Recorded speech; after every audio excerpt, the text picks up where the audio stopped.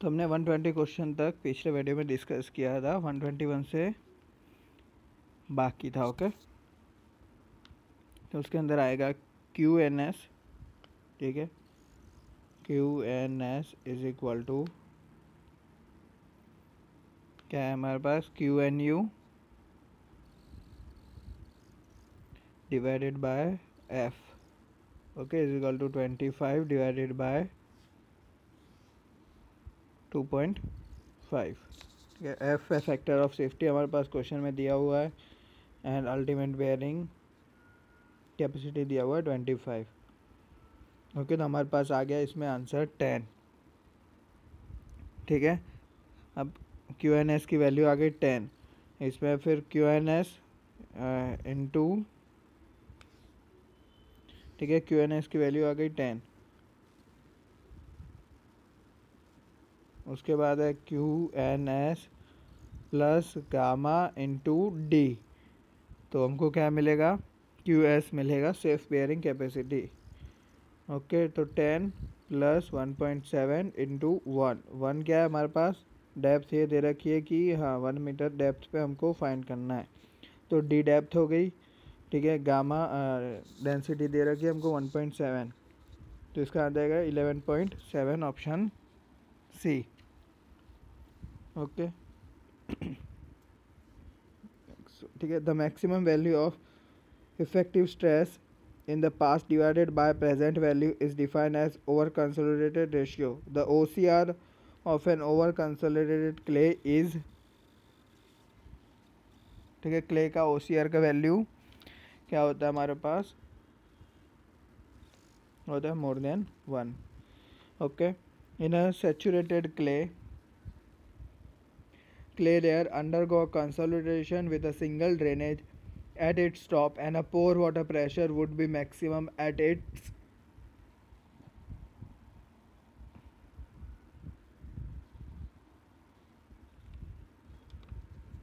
इसका आएगा बॉटम में पोर वाटर प्रेशर मैक्सिमम होगा। उसके बाद है consider the following type of soil test, California bearing ratio, consolidation test and unconfined compression test.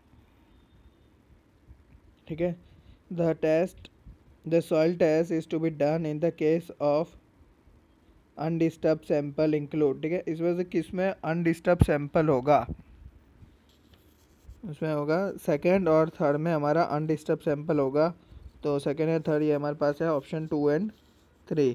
उसके बाद है during a seepage through an earth mass the direction of seepage is, ठीक है, perpendicular to equipotential line.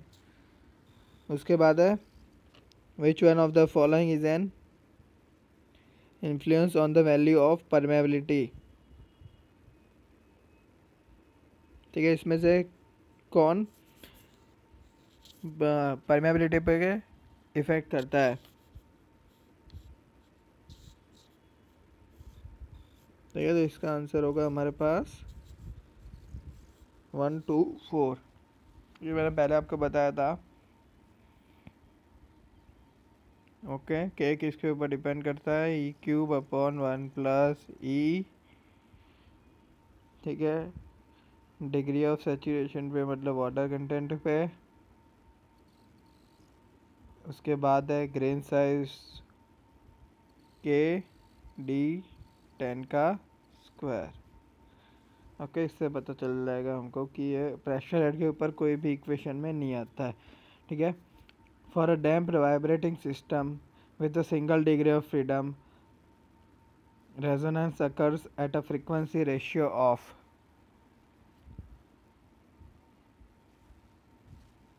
होगा option A 1। उसके बाद है a clear dry and a sample is tested in a direct shear stress.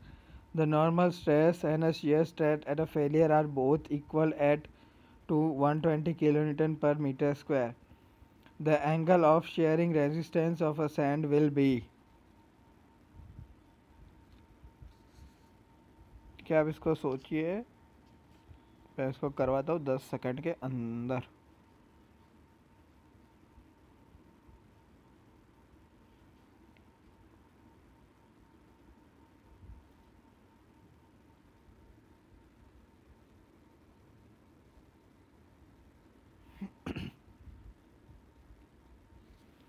ठीक है, इसमें simple क्या लगाना है आपको,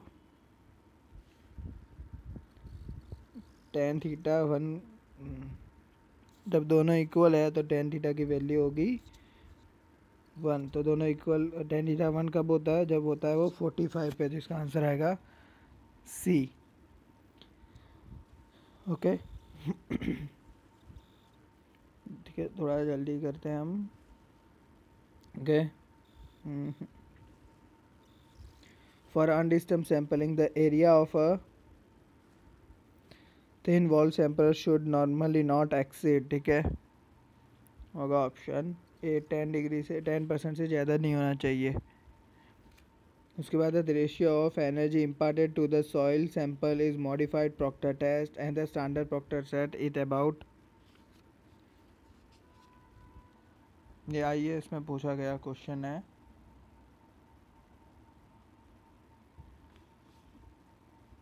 मॉडिफाइड प्रॉक्टर में हम कितना लेते हैं,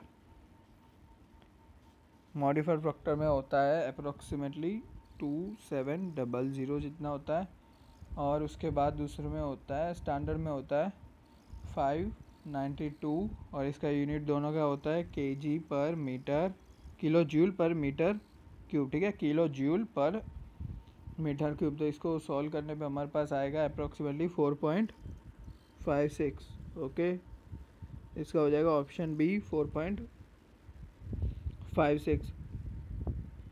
उसके बाद हमको क्या निकलना है, हाँ, सॉइल सैंपल। उसके बाद ये दिया रखा है, लिक्विड लिमिट दे रखा है, प्लास्टिक लिमिट दे रखा है, श्रिंकेज लिमिट दे रखा है, नेचुरल मॉइस्चर कंटेंट दे रखा है, कंसिस्टेंसी इंडेक्स आई सी, ठीक है। मैंने क्या सिखाया था, सी आएगा तो एल पहला आएगा, तो W L minus W upon I P, ठीक है।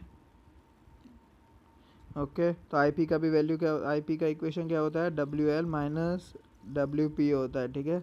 अभी हम इसको पुट करते हैं 1 बाय 1 वैल्यू इसमें वापस पुट करते हैं हम।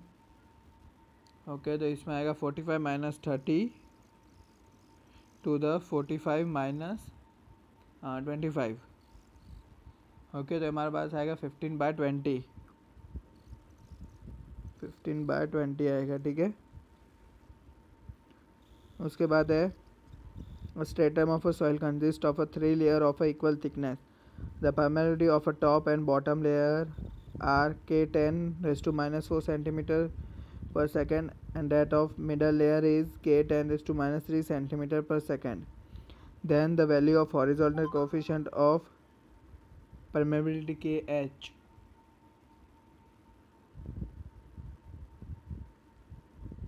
कितनी होगी।